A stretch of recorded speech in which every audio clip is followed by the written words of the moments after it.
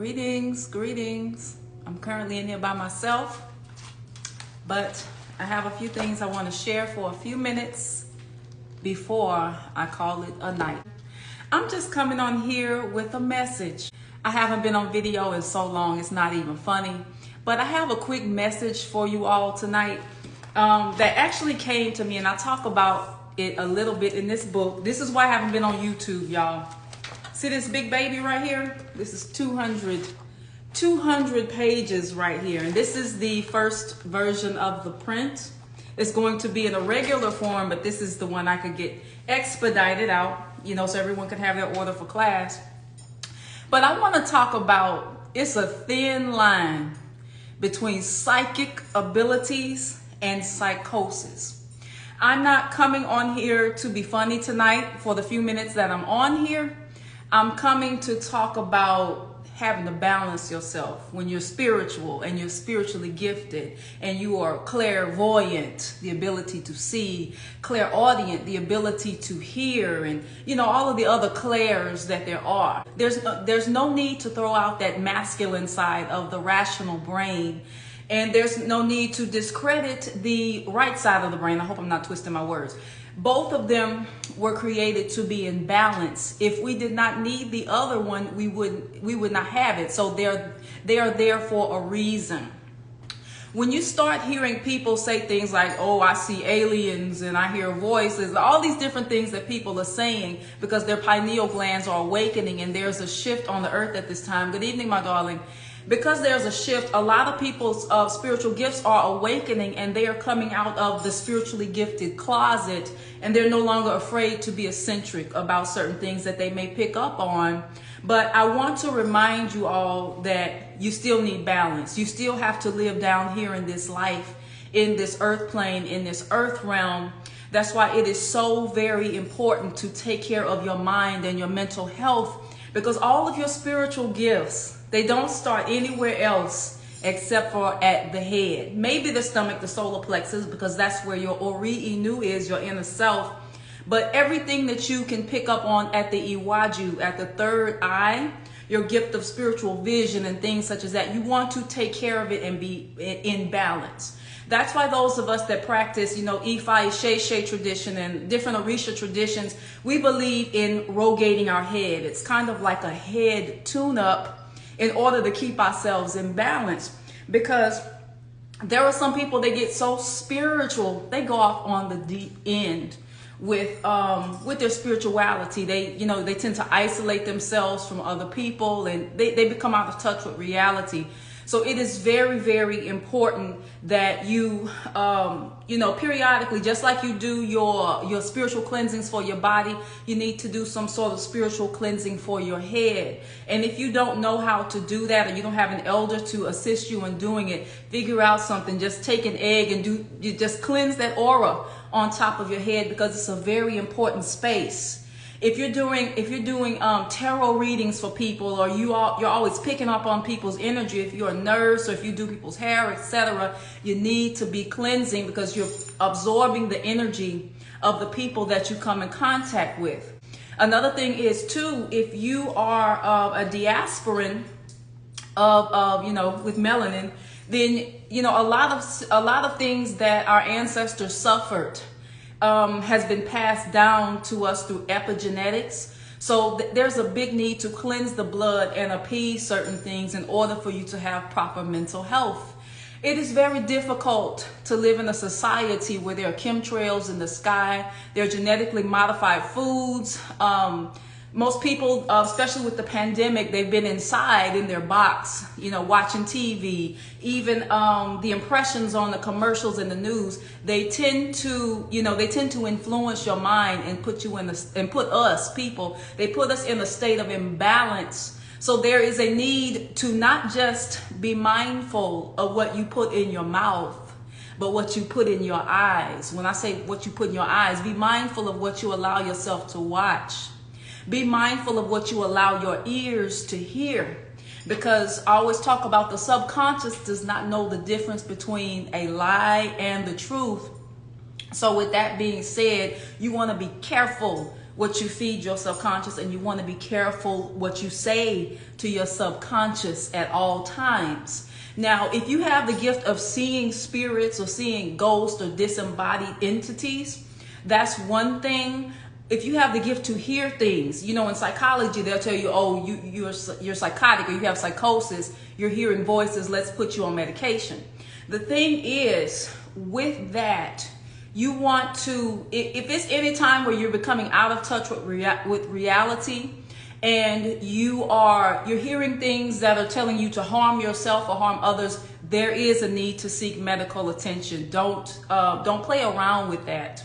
Another thing is too, in the Western societies, we've been taught, oh, it's just me, myself, and I don't need anybody else.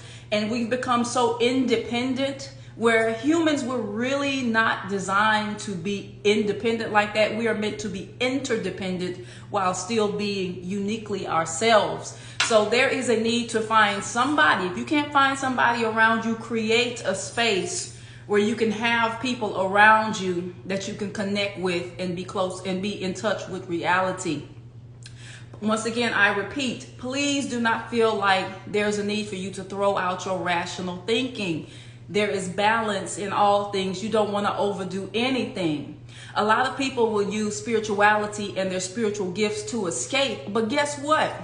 When you do that, when you kind of stay, because I'm a number 7 soul urge. So trust me, I get all of this. Kind of just having my head in the clouds and spirituality. But you need to be able to connect with people in reality. Spirituality is not meant to be used as an escape. There are still responsibilities in this life. There are still things that have to be done. If you avoid connecting with the people around you that you can see in the terrestrial body, you're going to have to reincarnate and do this all over again. So don't think that you were born and came all the way down here through your mother's womb just to be in the clouds all day and meditating all day. No, you got to get out there and get in the hustle of life. Don't be afraid of humanity. People making mistakes. People offending you, people rejecting you, people talking about you behind your back, people trolling you, whatever. That's just part of the experience. Let me give you an example of what we do when we escape with spirituality. Imagine you saying, I'm going to go on vacation from my family. I'm going to go out with my girls. I'm going to go out with my boys. I'm going to go to the Bahamas. As soon as you get to the Bahamas, all you do is stay on the phone and on Skype with your family. Why did you even go on vacation? Why incarnate just to always be just totally tapped in the spirit realm, and then you avoid life? It's not about that. You don't want to avoid the realities of life in your human relationships. You just want to be able to tap in with your spirit guides in order to stay in tune with them, because you're already connected. There's just a need to be aware of that connection. So from the Ori book, this is the manual, Finding Your Purpose and Improving Your Life Working with Your Oversoul. I have a few tips in here, and I'll read a few of them for you all as a teaser. Number 1, be mindful of your quality of water that you drink. You may want to have some sort of alkaline water, or maybe add some citrus to it, such as lemon or lime. Be mindful of the foods that you eat. Do your best, and this is for mental health, do your best not to overdo genetically modified, processed, packaged, and canned foods. Let me skip over. Do sugar in moderation in order for you to have better mental health. Or don't do it at all if you're able to. There are plenty of healthier substitutes such as monk fruit, agave. They're starting to question the validity and the quality of agave nectar, but there's maple syrup like grade B. So there are different options out there for you that are better. Miss Milan, any food recommendations? Yes. You may want to go light on the starches and the gluten if you're able to. That's one. Another one is do your best not to sleep with your phone, computer, and electronics near your bed due to the electromagnetic frequency waves that come from, from sleeping with things too close to you, because it's going to interrupt your circadian rhythm, which is your process of, going into the sleep state and getting a quality amount of sleep. So you want to put the phone at least 6 feet away from you in order to maintain your health. Be mindful of your gut health. A lot of people are always like, why are you always talking about food and things like that when this is a spirituality platform? That's because your gut health is related to your soul, believe it or not. In In Yoruba cosmology, the Ori is located at the solar plexus. So whatever's going on in your gut, like your gut instinct, that's extremely important. So what you eat has a lot to do with how you process things. When people are going into trance, it's usually because they have not eaten anything. Like if there's like a spiritual ceremony or anything like that, they will feed the person food so that they don't become embodied by an Orisha or an ancestor. But if they fast, then they're more susceptible to become taken over by that ancestor doing a drumming or something like that. So they will eat to ground the person. The thing about being grounded is great, but you don't want to be too grounded to where your body becomes lethargic and you can't function. You want to have a nice, healthy balance. Also, you want to be mindful of the times of day that you eat. It's always better to eat your heavier meals during your lunchtime and eat your lighter meals during your dinner time. So, in America, we have it backwards. We'll eat a heavy dinner portion, at 6 p.m. when the sun is going down, when really we're supposed to eat that heavier meal when the sun is high and eat the lunch portion at dinner time. So you may want to think more about soups and things like that, which I tend to talk about quite a lot in the consultations I do. And this will also give you a better chance to astral travel and tap into your subconscious, because believe it or not, your subconscious does have the ability to heal you. And even certain things that are going on, sometimes you go to sleep and you may wake up feeling better, even if you were feeling bad the night before. So that quality of sleep and knowing when to eat, it helps a lot with your mental balance. Hola, good evening. Let's see what else we have. Get plenty of sunlight. We're always in the house. We're always, in the air condition. Thank goodness for that. But it's still a need for being in touch with the natural elements, sunlight, wind, quality water. We still need that. Our ancestors were out in nature more. So even when they went through horrific things, they still had those access to overcome and shake symptoms of depression and all of those different things that are more relative in the modern experience. Because if you go places like Africa and certain places in the Caribbean and Southeast Asia, they have their problems, their social problems, but they rarely talk about being so depressed. So why is it that depression is such a big thing in our society here in the United States? It's because of the type of lifestyle that we live. It's not really 100% natural to humanity when it comes to how we deal with the family dynamic, community. Our foods are ultra processed and packaged. The foods don't rot like they're supposed to, so they really don't have that much life force and ashe in them. So we're not getting that. That's why we feel drained after we eat these foods, because our body is having to work harder because there's really no electrical charge in it. So the best thing you can do is to incorporate more salad into the diet and of eating fruits that have a lot more water in them. And trust me, I'm a foodie, so I have to practice what I preach a lot more. I like the good foods too, but remember, everything in moderation and balance.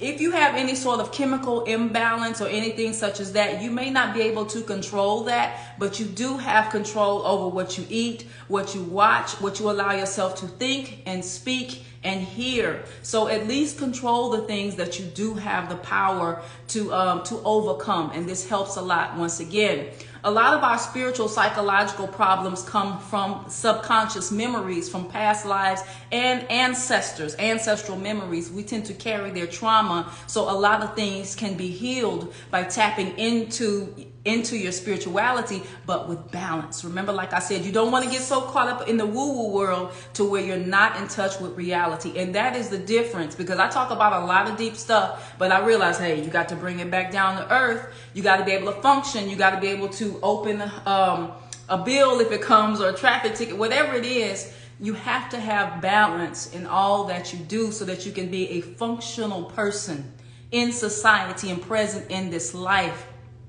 Be very careful of using escapism as a means to not deal with reality. There are certain other ways that you can do that and still be effective and present of this time, because you don't want to have to reincarnate and do this again if there are certain aspects you don't like about your incarnation, if you believe in that type of thing. The next thing is kinesiology, movement. Our universe, our omniverse is all about movement. Everything is always in motion. The sun, the moon, the wind, everything, the water, everything is moving. So find something to do that will get your body moving and flowing. This also helps. How do we clean our chakras? I'm not really a chakra expert per se. You may want to look at somebody who specializes like in Vedic and things such as that. So I won't go into that. I'm kind of speaking more from Ifa cosmology tonight, Jimmy, but thank you for the question.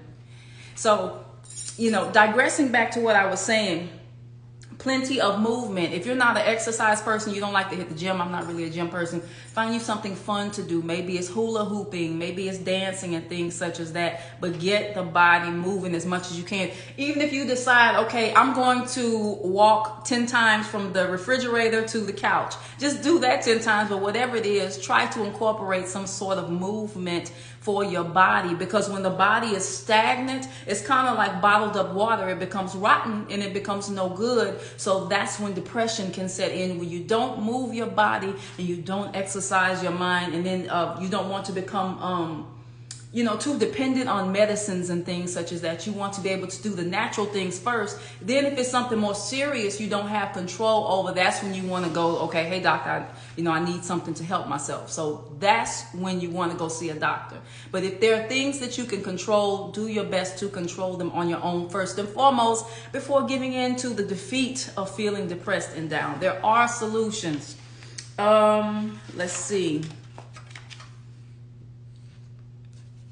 I'm not going to say be thankful because I feel like it's a cliche, but it really is true. Find something to be thankful about each day. Even if it's a homeless person on the street, they can find something to be thankful about. Whatever it is, just find something, that one little thing, and hang on to that. Because when you hang on to that and you appreciate that, then your gratitude multiplies and there are more things to be thankful for. So it's pretty cliche, but it really is the truth. Get away from negative, pessimistic people and don't be one of them. There's a need for human contact and touch. Studies have shown that people live longer who have someone around them to touch them. So if appropriately, so if you don't have a pet, or you can't get a pet, get a teddy bear, get something. Your children, show some sort of affection, a kitten, anything like that. Something that you can trust to give your affection to is very, very important. Touch is extremely important. People even hire cuddlers to cuddle them just for that endorphin release, if I'm saying that correctly. Thank you. But yes, you can start a garden or a mini garden and help those doing worse than you. Nothing picks you up more than finding somebody that you can help, maybe an elderly person or mentoring a child. That tends to pick up your energy when you're feeling down and out about your particular incarnation. I think someone should start first. I'll answer the questions at the end, darlings. Okay, let's see. St. John's wort is also a solution that you may find is viable for you. Along with fasting, I'm gonna always plug fasting because it does tremendous wonders for the body, and it gives your body a break, from certain things that you do regularly. Next up, find someone to confide in that you can relate to. It's no sense in talking to somebody who doesn't understand what you've been through. Find someone. Yes, I'm gonna do my best to say this live, my darling. Find someone to. Hold on, y'all throwing off my stream of consciousness, so I'll answer the questions at the end, darlings. Find someone who you can confide in. Find a support group and create a support group in order for you to be mentally balanced. Once again, community is important. Please do not buy into the saying that, okay, just me, myself, and I can do it all alone. Maybe if your family isn't the right people for you, or you feel like you're born in the wrong family or they don't treat you right, find some kindreds and, be with these people. It may not be forever, but find you a group of people you can relate to and create a community with them and do right by one another. It makes a total difference in your mental health and wellness. Let's see.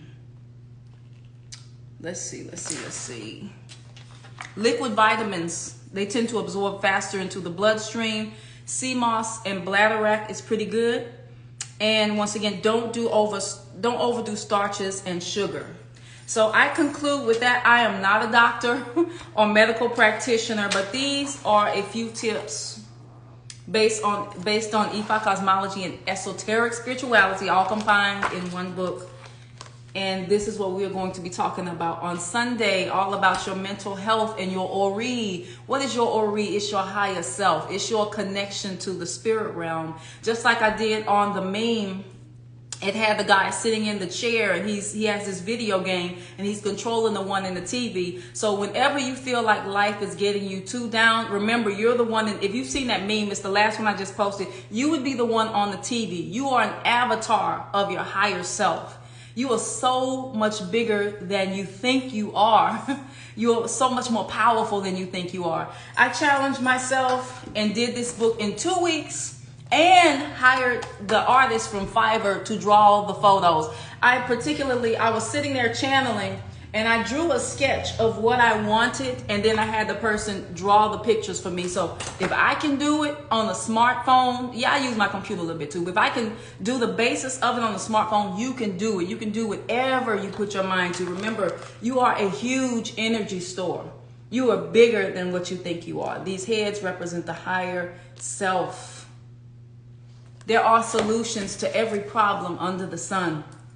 In Ifa cosmology, we believe that it is easier to change your destiny than it is to change your character, because your character follows you throughout lifetimes. I tend to think of character, also Ori as an actor when they're off work, and the roles that they play in different movies are their past lives, or their ayanmo, their destinies that they live on earth. So remember, this finite body that you're in, it's a temporary experience for your soul.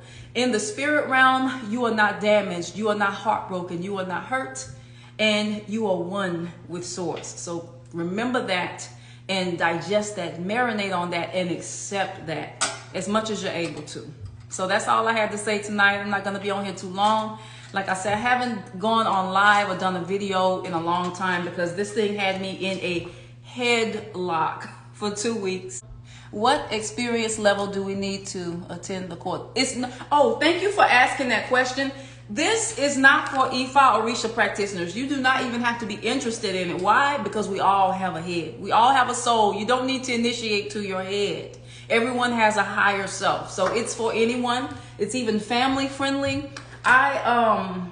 I recommend that if you come in person, please don't bring children, because we're going to be recording. So just keep the children at home. Just keep them safe and socially distant. But this is a family-friendly book in particular, thus with the drawing. So yes, I look forward to you all joining me. We're going to be talking about how and why we choose our parents, whether good or bad, and mental health and wellness and all of that good stuff, and the soul's journey.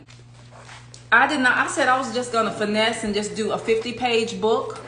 But, you know, when Spirit started the downloads, this is the result of what came from the book. And the reason why I was so shocked to see it was 200 pages worth of content is I was using my notes when I was writing the book. That's why I said I did it on my phone. I was voice texting, and I was talking into the voice text on my phone and my notes. And that's how the birth of this book came about.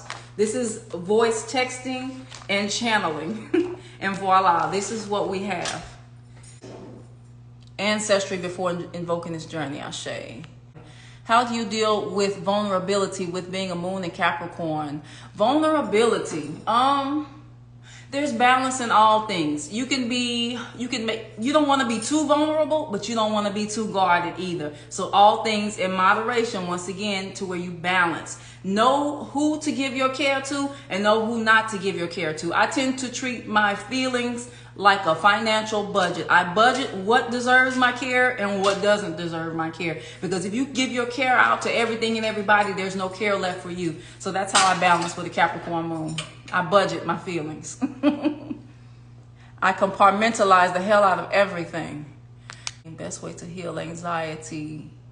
Best way to heal anxiety. Like I was talking about, just watch this live over again. That's pretty much what this whole video was about. Balance, nature, the 4 elements, your diet, your thoughts, budgeting your feelings, budgeting what you think about, and having balance between your spiritual side and your terrestrial side. You have to be of this time and in this life. You cannot just be in the clouds all day. Have to be in touch with reality, because people that go too far off the deep end, they be gone in a straitjacket. So balance, head rogations, all of those things, appeasing the Ori. All right, peace and bliss. Thank you, Miss Emlyn Taylor. Good night, blissfully evolving, quirky me. Good night, good night. Mwah. All right. Thank you very much.